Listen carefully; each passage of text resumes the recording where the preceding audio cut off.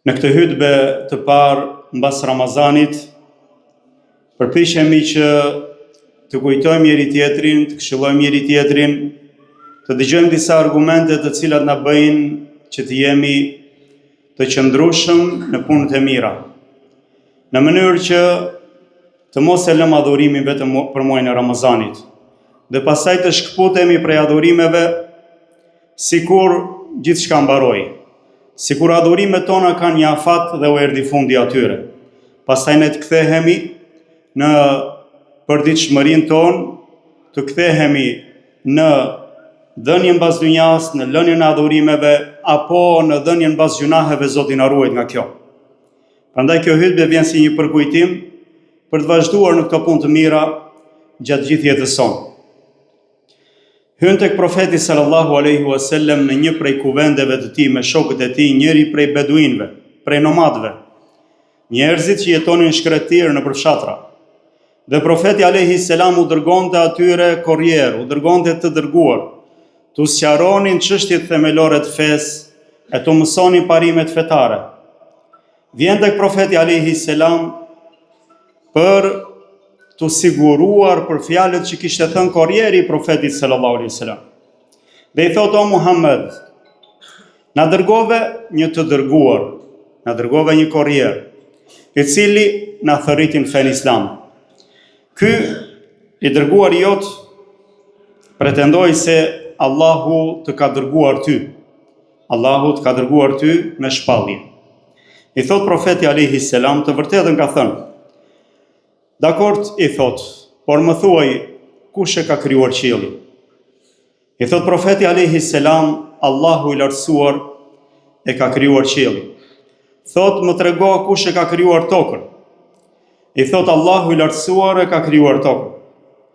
Thot: "Këto male kush i ka vendosur dhe ka bërë në to ato vepra që ka bërë, pra ka krijuar mbi to çfarë ka krijuar prej pyjeve, bagëtive kështu me radhë." Thot: "Allahu i lartësuar i ka vendosur ato dhe ka krijuar gjithçka që gjendet në to." I thot ky beduin: "Pash atë që të dërgoi, atë që ka krijuar qiellin, dhe që ka krijuar tokën, dhe që ka vendosur malet dhe ka krijuar gjithçka që gjendet në to. Allahu të ka dërguar ty si profet?" Pra e vën në betim në Zotin e gjithësisë që ka krijuar gjithçka. Thot: "Allahu të ka dërguar ty si profet?" Thot: "Pasha atë që ka krijuar qiellin dhe tokën dhe ka vendosur malet dhe ka krijuar gjithçka që ka në to, se Allahu më ka dërguar mua." I thot: "I dërguari yt pretendoi se ne kemi obligim të falemi 5 herë në ditë." I thot: "Të vërtetën ka thënë." I thot: "Të vë në be Allahun. Allahu ta ka shpallur ty që ne duhet falemi 5 herë në ditë?" I thot: "Betojmë në Allahun që Allahu ma ka shpallur që duhet faleni 5 herë në ditë." I thot: "I dërguari yt pretendoi se Allahu na ka ngarkuar me zekatin, pra pjesën, përqindjen e vogël të pasurisë vjetore të hequr mënjan. Të vë në be Allahun, a Allahu të ka obliguar dhe na ka obliguar ne me këtë?" Thot: "Betojmë në Allahun se Allahu na ka obliguar ne të gjithë me këtë." I thot: "Dhe i dërguari yt pretendoi se, na lajmëroi se Zoti na ka bërë obligim agjërimin muajin e Ramazanit. Të vë në be Allahun, Allahu ta ka obliguar ty dhe ne agjërimin e Ramazanit?" E i thot: "Betojmë në Allahun që Allahu thot na i ka bërë obligim ne agjërimin e Ramazanit." Thot: "I dërguari yt pretendoi dhe na lajmëroi se Allahu e ka bërë obligim haxhin një herë në jetë për atë që ka mundësi. Allahu e ka bërë obligim këtë gjë? Të vënë be Allahun që thuash vërtetën." I thot: "Betojmë në Allahun dhe them të vërtetën se Allahu na i ka bërë obligim haxhin një herë në jetë për ata që kanë mundësi."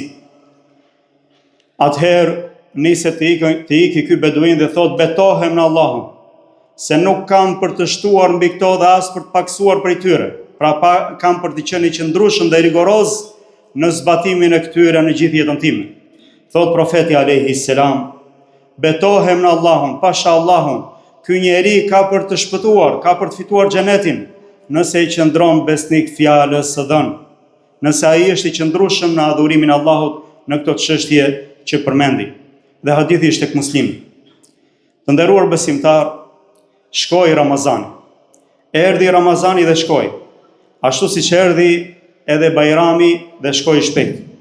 Dhe siç e shikojmë, ditët shkojnë, muajt dhe vitet shkojnë. Dhe ne në to mbledhim dhe rezervojmë aq sa adhurojmë Zotin. Të tjerat janë toksore.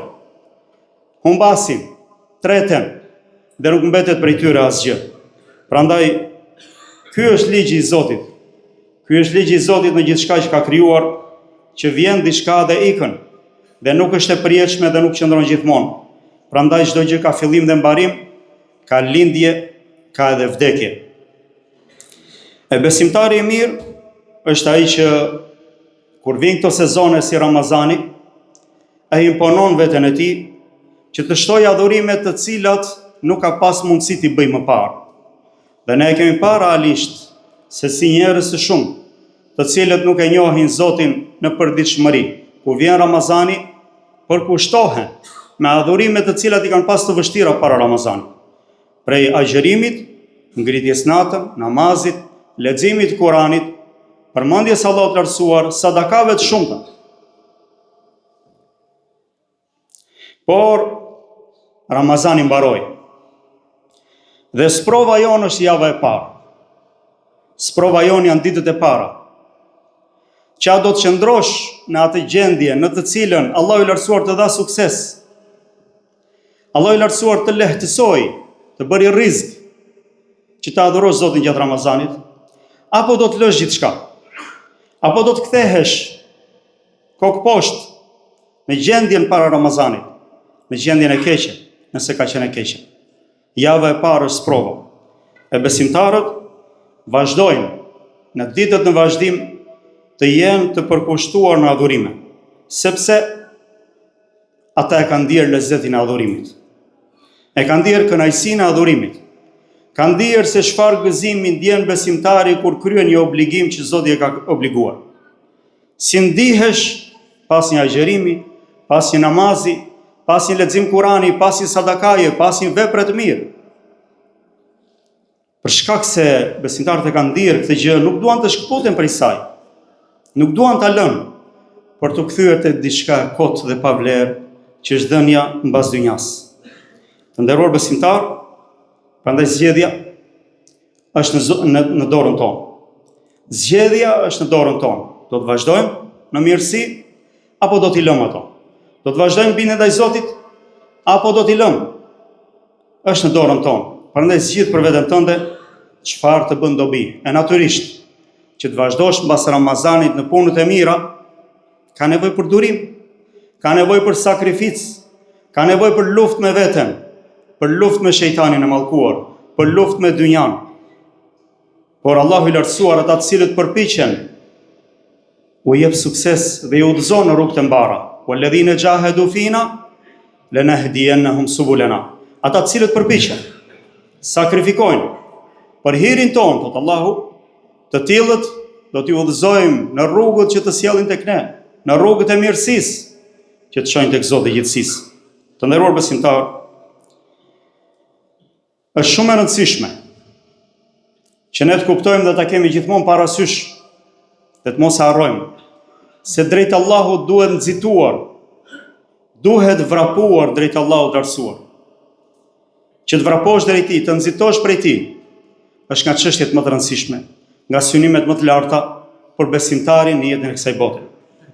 Allahu i lartësuar urdhëron për këtë besimtarët, sepse besimtari nuk e di se kur mund të vi pengesa për të që ta pengojë nga ecja drejt Allahut. Vdekja apo sëmundja, apo çështje të tjera të kësaj bote siç janë devijimet e zemrës. Mohimi i besimit. Zoti na ruaj nga kjo. Nuk e di besimtari se kur i ndodh. Prandaj është i obliguar të vrapoj, të eci, të nxitoj drejt Allahut të lartësuar. E Allahu i lartësuar thotë në librin e tij: "Wasari'u ila maghfiratin min rabbikum wa jannatin 'arduha as-samawati wal ard u'iddat lil muttaqin." Nxitoni, vraponi për në faljen e Zotit tuaj dhe për në xhenet, gjerësia e cilit është sa e qiellit dhe e tokës, që është përgatitur për njerëzit e devotshëm, për njerëzit e përkushtuar. Nxitoni, thot Allahu i lartësuar. Pra esi shpejt drejt Allahut të lartësuar. E thot profeti alayhi salam, maturia dhe avashllëku është i lavdëruar në çdo gjë përveç se në punët e ahiretit, përveç se në adhurime. Ti jesh i matur, i avasht, i qetë, është i lavdëruar në çdo gjë përveç se në adhurime, për punët që të çojë tek Allahu.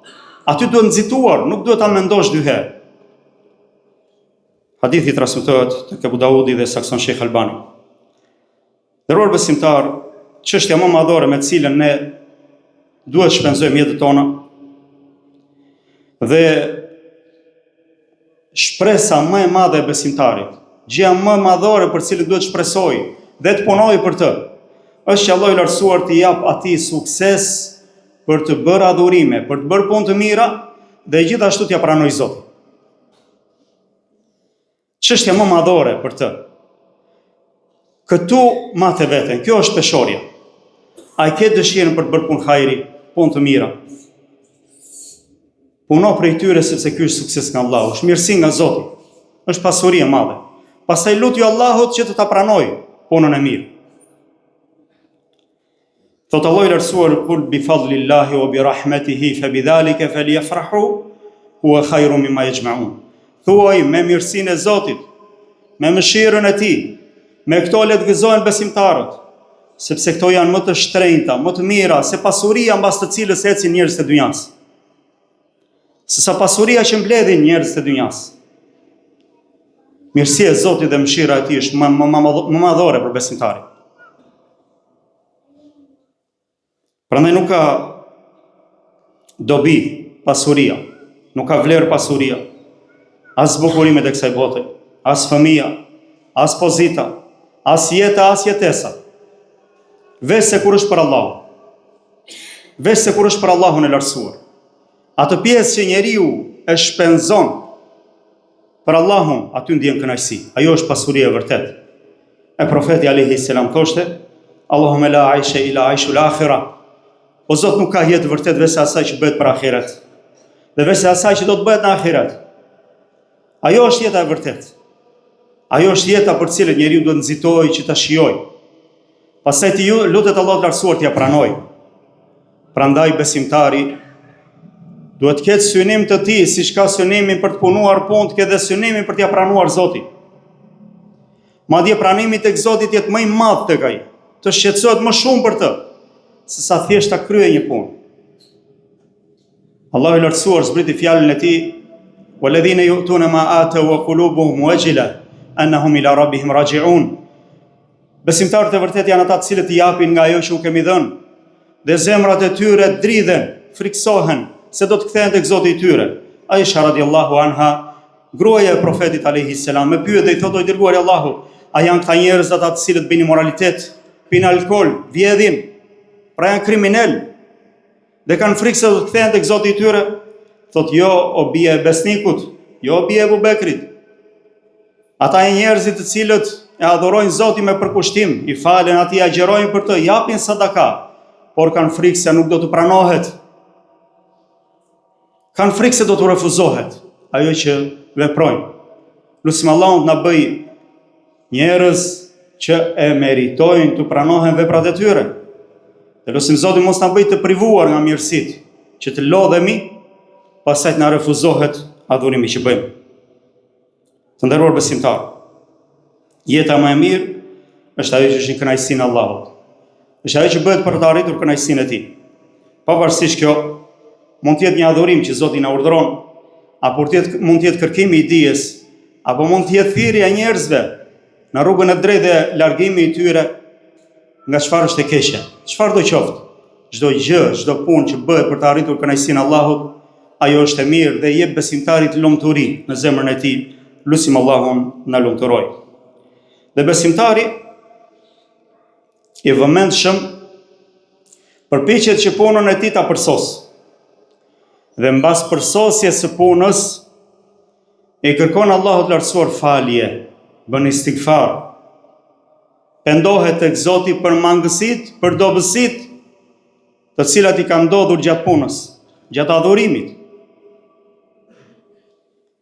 Nderuar besimtar, kjo nuk është retorik, kjo nuk është teori, kjo është diçka aktuale e rëndësishme për secilin prej nesh, që punën ta bëjmë mirë, pastaj ne t'i kërkojmë falje Allahut dhe të pendohemi tek ai që gjitha të lodhjet tonë, gjitha të pagjumësi, gjitha të ato çaste dhe orë të ndëjtura pa ushqim, pa ngrënë, pa pirë, të na pranohen tek Zoti, të mos na shkojnë dëm. Allahu i lartësuar ka përmendur në çështjen e haxhit. Na ka treguar, na ka mësuar se si besimtarët e vërtet duhet që pasi e kryen një punë, e përsosin atë, duhet pendohen tek Zoti për mangësitë, për çfarë kanë bërë gabim, për ndonjë gjë, ndonjë dobësi në punën e tyre. Thot Allahu i lartësuar, thumma yafidhu min haythu yafadha an-nasu wastaghfirullaha inna Allaha ghafurur rahim. Pastaj ju vërshoni, zhvendosuni, ande nga zhvendosen njerëzit e tjerë, pasi mbarojnë punën e haxhit. Mbaron Arafati, Muzdelifeja, thot vërshoni, ande nga vërshon njerëzit, zhvendosuni bashkë me ta, pra për një qabe. Dhe kërkojeni falje Allahut, për çfarë ka kaluar, e dijeni se Allahu është falës dhe mëshirues. Thot dietari i madh Saadi, Allahu mëshiroft, në tefsirin e këtij ajeti, komentin e këtij ajeti. Kështu thot duhet që robi, besimtari, sa herë që përfundon një adhurim, ti kërkoj falje Allahut lartësuar për mangësitë dhe dobësitë në të, dhe t'jetë mirënjohës ndaj Allahut lartësuar për suksesin që i dha që e kreu këtë adhurim. Çfarë duhet bëj? Kërkoj falje për mangësitë dhe t'jetë mirënjohës dhe falendërues ndaj Zotit për mangësitë dhe dobësitë gjatë këtij adhurimi. Thot, dhe të mos jetë si ata të cilët mendojnë se kanë plotësuar një adhurim, ka kryer një adhurim dhe me këtë i kanë bërë mirë Zotit. Kanë kryer një adhurim dhe këtë e shikojnë të madhe, duke menduar se ata meritojnë një vend të lartë apo një pozitë veçantë tek Zoti. Dhe se ata kanë merituar që Zoti t'u kthejë të mirat. Thot, të tillë njerëz e meritojnë urrejtjen e Zotit dhe refuzimin e punës. Pra kush bën një punë dhe mendon se ka bërë diçka të madhe, dhe mendon se i ka bërë nder Zotit, Allahu të lartësuar, dhe mendon se meriton një vend të lartë e një pozitë veçantë, pra adhurimi që ka bërë, të tillë njerëz meritojnë urrejtjen e Zotit dhe refuzimin e punës. Ndërsa të parët, besimtarët që u përmendëm parë, që janë modest, janë të përulur, dhe i kërkojnë falje Allahut të lartësuar, ata e meritojnë që puna të pranohet dhe të jepet sukses për punë të tjera të mira. Lutim Allahun na bëj prej tyre. Lutim Allahun na bëj nga këta njerëz që janë të përulur tek Allahu i lartësuar dhe që Allahu u jep atyre mundësinë për punë të tjera në gjithë jetën e tyre. Thotë Ibn Qayyim, Allahu mëshiroft, nuk ka gjë që e shkatron punën më shumë se sa mendja, madhësia dhe vlerësimi vetvetes apo syfajësia. Që të mendosh se je dikush, që të mendosh se e meriton, që njerëzit të vlerësojnë pas adhurimit që ke bërë, nuk ka gjë thot që e shkatron veprën më shumë se kjo. Prandaj, nëse gje në veten tënde ndo pak vetë mashtrim, mendje madhësi për shkak të adhurimit që ke kryer, atëherë mendo se ka njerëz të Allahut, robër të Allahut që janë më devotshëm se ty. Janë më lartë se ty në adhurim. Ka tjerë të cilët janë më adhurues të mëdhenj se ty. Dhe gjithashtu, adhurimi që ke bërë është sukses nga Allahu për ty. Prandaj mos e shiko këtë si mirësi të vetes tënde. Thot Allahu i lartësuar, wa laula fadlullahi aleikum wa rahmatuhu lattaba'tum ash-shaytana illa qalila. Sikur mos ishte mëshira e Allahut, dhe mos ishte mirësia e Allahut ndaj jush, ju do të kishin ndjekur hapat e shejtanit, do të kishit shkuar ndaj punëve të këqija. Po është mirësia e Zotit, është mëshira e Tij që të zgjodhi, të adhurosh Zotin, që të zgjodhi të vish në xhuma, ti falesh Allahut lartësuar dhe të dëgjosh fjalët e Tij. Është mirësia e Allahut lartësuar. Dhe kujtoje se Allahu i lartësuar pranon vetëm nga të devotshmit, innama yataqabbalu Allahu minal muttaqin. Tregojnë ata që kanë qenë prezent në mësimin e dietarit të madh Abdulaziz ibn Baz, Allahu mëshiroft, në komentin e Kuranit, që duke komentuar surën Bekare, ka arritur tek fjala e Allahut lartësuar që thotë: "Wa idh yarfa'u Ibrahimu al-qawa'ida min al-bayti wa Ismailu rabbana taqabbal minna innaka antas samiul alim." Kur Ibrahimi dhe Ismaili ngrinin themelet e Qabes, thoshin: Zoti ynë pranoje prej nesh. Zoti ynë pranoje prej nesh. Ti je dëgjues dhe i dishëm. Thonë ka qarë më shumë se 5 minuta. Dhe nuk përsëriste veç se fjalën e tij duke thënë një çështje e veçantë. Urdhëruar një robi të veçantë për një punë të veçantë në një vend të veçantë, e megjithatë ai i lutej Allahut lartësuar që t'ia pranonte. Pra puna më e mirë, prej robit më të mirë, që ishte duke bërë dhe përsëri, i lutej Allahut dhe i thoshte: O Allah, na i prano punën tonë. Çfarë mund të themi ne të nderuar besimtar? Allahu i lartësuar na mëshiroft dhe na i pranoft punën tonë. Të nderuar besimtar, ne nëse e kaluam Ramazanin dhe përfituam prej atmosferës të tij, prej fllladeve të mëshirës në të, duhet ta dimë se kjo mirësi duhet vazhdoj në gjithë jetën tonë. Kjo përpjekje, qoftë edhe më pak se aq, duhet vazhdoj në gjithë jetën tonë. E puna më e dashur tek Allahu i lartësuar është ajo që është e përhershme. Puna më e dashur tek Allahu i lartësuar është ajo që është e përhershme. Dhe ne të nderuar besimtar, na urdhëron Allahu i lartësuar dhe thotë: Ja ayyuhalladhina amanu taqullaha haqqa tuqatih wa la tamutunna illa wa antum muslimun. O ju të cilët keni besuar, keni frikë Allahun me një frikë të sinqertë, siç e meriton, dhe mos vdisni veç se duke qenë musliman. Pra jetoni si musliman që të vdisni si të tillë. Jetoni si musliman të vdisni si të tillë. Dhe thot Allahu i lartësuar: Wa'bud rabbaka hatta yatiyaka al-yaqin. I thot profetit alayhi salam: adhuroje Zotin tënd derisa të vijë ty e vërteta, të vijë vdekja. Nuk ka besimtari, thot Hasan al-Basri, Allahu mëshiroft, Allahu si ka bërë besimtarit një afat, një datë skadencë të adhurimit të tij. Pra nuk e ka quar një afat që deri në këtë afat të adhurosh Allahun. Përveç vdekjes, vdekja është afati i fundit i adhurimit tënd. Prandaj duhet të jesh i vazhdueshëm këtë. Dhe Isa alayhi salam përmend dhe thot: Wa usani bis salati waz zakati ma dumtu hayya. Thot Allahu më ka porositur për namaz dhe zakat sa të jem gjallë. Sa të jem gjallë. Prandaj nderuar besimtar, ta lutim Allahun e lartësuar që siç na dha ne suksesin dhe mundësinë që të adhurojmë Zotin në Ramazan, e lutim Allahun e lartësuar me emrat e tij të bukur dhe cilësitë e tij të larta, që me mëshirën e tij na bëj të dashur adhurimet dhe të na bëj rrezik të adhurojmë Zotin sa të jemi gjallë. Lutim Allahun e lartësuar na jap qëndrueshmëri, na jap stabilitet, na jap përkushtim në adhurimin e tij. Them fjalët e mia dhe i kërkoj falje Allahut për vetë dhe për ju. Kërkojmë falje atij sepse ai është falës i madh. Alhamdulillahi rabbil alamin wa afdalus salatu wa taslimu ala nabiyina Muhammad wa ala alihi wa ashabihi ajma'in. Të nderuar besimtar, punët e mira nuk mbarojnë pas Ramazanit, por Allahu i lartësuar kërkon prej nesh që të jemi të qëndrueshëm. Kërkon prej nesh që të jemi gjithmonë të përkushtuar ndaj adhurimit të tij. Kur ka ardhur një njeri tek profeti sallallahu alaihi wasallam, i ka thënë: "I dërguari i Allahut, më këshillo." I ka thënë: "Qul amantu billahi thumma istaqim." Thuaj dhe deklaro, besova Allahun, pastaj qëndroni istikame. Përqëndrohu.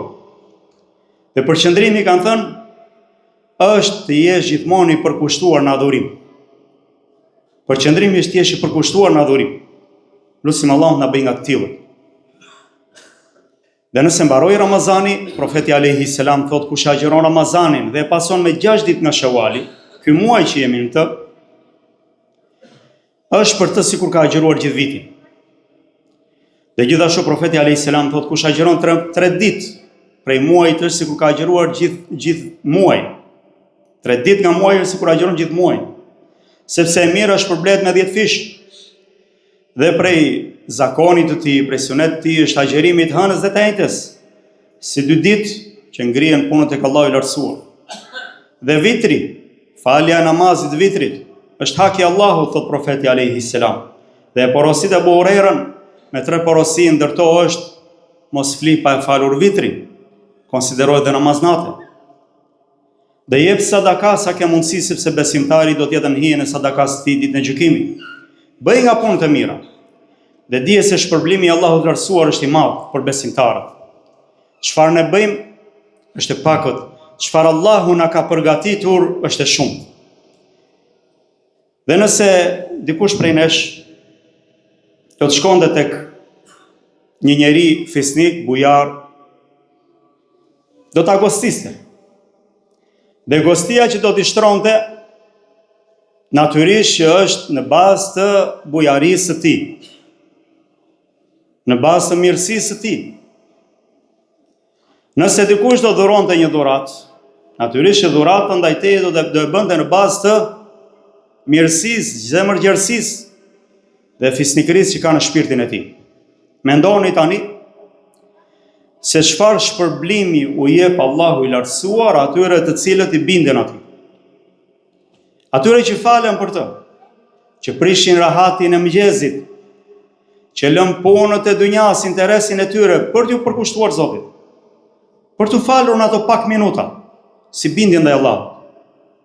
A nuk thot profeti alayhi salam, sa herë që besimtari shkon në xhami dhe kthehet, Allahu i lartësuar i përgatit atij gosti në xhenet. Për secilin rast që ke shkuar në xhami dhe je kthyer, Allahu i lartësuar do të gostis për të. Dhe gostia e Allahut nuk krahasohet me gostinë e njerëzve, sado bujar që të jenë. Vend banimi yt në xhenet nuk është i njëjtë me shpërblimet që merr në dynja me dhuratat e dynjas. E le të dëgjojmë një hadith të bukur se si do të jetë vendbanimi e njerëzve të cilët do të marrin më pak pjesë në xhenet. Musa alayhi salam, i dërguar i Zotit, një nga 5 të zgjedhurit e tij, e pyet Allahun e lartësuar dhe i thot: Zoti im, sa do të jetë shpërblimi më i pakët i banorit që shpërblet më pak në xhenet? Më pak prej tyre. Cili shpërblimi do të ketë? Thot Allahu i lartësuar, i tilli thot është një njeri i cili do të vijë në xhenet pasi kanë hyrë gjithë të tjerët. Te ky hadith është shpjeguar se ka një peripeci të madhe në mënyrën se si shpëton nga zjarri i xhehenemit dhe i lutet Allahut që të dalë të shpëtoj prej tij, pastaj Allahu i lartësuar ta vendos atë në hijen e një pemë që shikon aty larg, pastaj shikon një burim dhe thotë i lutet Allahut të arrit tek burimi. Pastaj kur afrohet tek morret e xhenetit dëgjon gëzimet e tyre, qeshjet e tyre brenda. Dhe thotë o Zot, vetëm më lër ta shikoj. Pastaj kur e shikon thotë o Zot, më lër të hyj pak në të. Dhe këto janë transmetuar në hadithe të tjera, e në këtë hadith Musa alayhi salam i lutet Allahut lartësuar dhe i thotë kush është ai që merr më pak në xhenet? Thotë është një burr i cili vjen në xhenet, i besimtar, që pasi ka kaluar peripecit e shkuara, vjen në xhenet dhe kur shikon xhenetin plot, thotë o Zot, njerëzit janë shpërndarë në për pasuritë e tyre, në për tokat e tyre që kanë merituar, që ua ke përgatitur atyre. Dhe nuk kanë mbetur më vend për mua në të. I thot Allahu i lartësuar, robi im, a je i kënaqur nëse ti do të kesh pjesë në xhenet sa një mbret prej mbretërve të dynjas? Pra pasuria një mbretërie të madhe të dynjas. Je i kënaqur që ta kesh këtë pjesë? I thot po o Zotim, jam i kënaqur me kaq. I thot Allahu i lartësuar, ti do të kesh dhe një tjetër si ajo, dhe një tjetër si ajo, dhe një tjetër si ajo, dhe një tjetër si ajo, pra 5 të tilla. I thot, o kënaqja o Zoti im, në të pesën e tyre thot, o kënaqja o Zoti im. Thot, do të kesh dhe 10 të tilla si ajo, pra 15 fish. Pasurinë e një mbreti prej mbretërve të dynjas. Dhe veç kësaj do të kesh gjithçka që ta do ënda, gjithçka që të kënaq shpirtin. Gjithçka që ti do ta kesh në xhenet. Thot, u kënaqja o Zoti im, u kënaqja o Zoti im. Thot Musa alayhi salam, Zoti im, po më i lartë i tyre çfarë shpërblimi ka? Thot Allah i lartësuar, ata që marrin më shumë në xhenet janë ata të cilët e kanë mbjellë thot fisnikërinë dhe mirësinë në shpirtrat e tyre dhe e kanë vulosur atë. Besme Allah na bëj prej tyre. Kuptimi është se këta njerëz Allahu i lartësuar i ka përgatitur për xhenet. Këta njerëz nuk ndryshojnë, sepse Allahu i lartësuar ka mbjellë mirësinë, fisnikërinë në shpirtrat e tyre, në zemrat e tyre dhe e ka vulosur atë. Kështu do të jenë gjithë jetën e tyre. Lutem Allah na bëj prej tyre. Thot,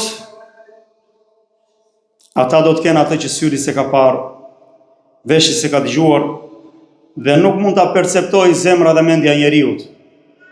Pastaj lexon fjalën e Allahut të lartësuar që thot, fela ta'lamu nafsun ma ukhfiya lahum min qurrati a'yun jazaan bima kanu ya'malun.